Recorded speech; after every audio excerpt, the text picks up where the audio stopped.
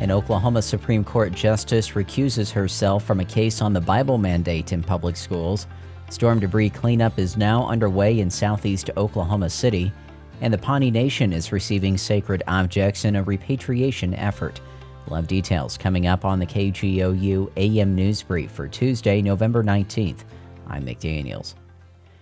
The Oklahoma Supreme Court will be down one justice when it hears a case challenging State Superintendent Ryan Walters' mandate to put a Bible in every public school classroom. Grayson Wheeler reports. More than 30 parents, teachers, and faith leaders filed a lawsuit last month asking the Oklahoma Supreme Court to stop Walters from requiring Oklahoma teachers to instruct from the Bible.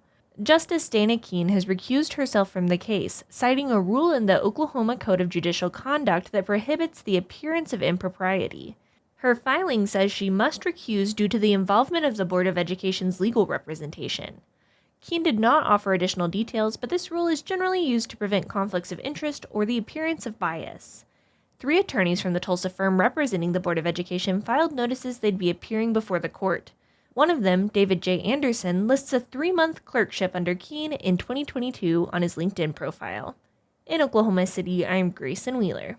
Storm debris cleanup from the November 3rd tornadoes began Monday for southeast Oklahoma City residents. KGOU's Spencer Plato has this update on recovery efforts. Residents in the designated collection areas can place their storm debris on the curb for pickup. Collection items include construction material, fencing, trees, and limbs that are cut 10 feet or shorter. This is the first of 2 rounds of collection. The first round is expected to be completed by the first week of December, and the second round by early January. Because of the amount of damage, crews will start the first pass near Southeast 89th and Sooner Road. After the first pass through, crews will begin the first collection at Southeast 59th in the XXX area.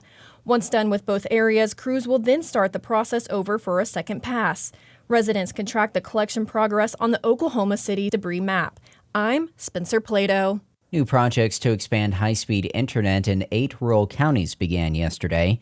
The Oklahoma Broadband Office says more than 1,800 homes and businesses will be connected to broadband internet using fiber optic technology.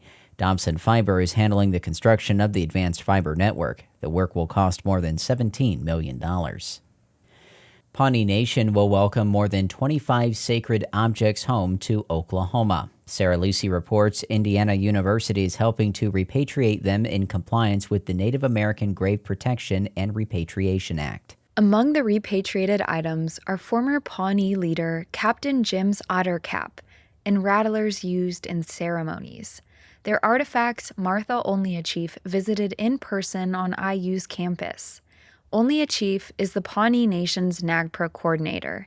She says finally visiting the items in person was emotional. Just seeing items that our relatives have wore or used or anything, that is, it's overwhelming. Only a Chief plans to retrieve the 27 items in early spring.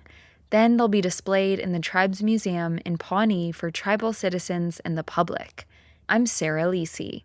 The Oklahoma Medical Research Foundation is getting a grant to study why some people develop arthritis while others don't. Researchers will use existing human blood samples to develop a model and to learn more about the link between the gastrointestinal system and osteoarthritis. The funding comes from the National Institutes of Health and totals more than $412,000. You'll find more news at our website, kgou.org. We also invite you to follow the KGOU PM NewsBrief podcast. No matter what happens in Washington, the NPR Politics Podcast is here for you. For the latest news, insights, and analysis from the election and beyond, listen to the NPR Politics Podcast.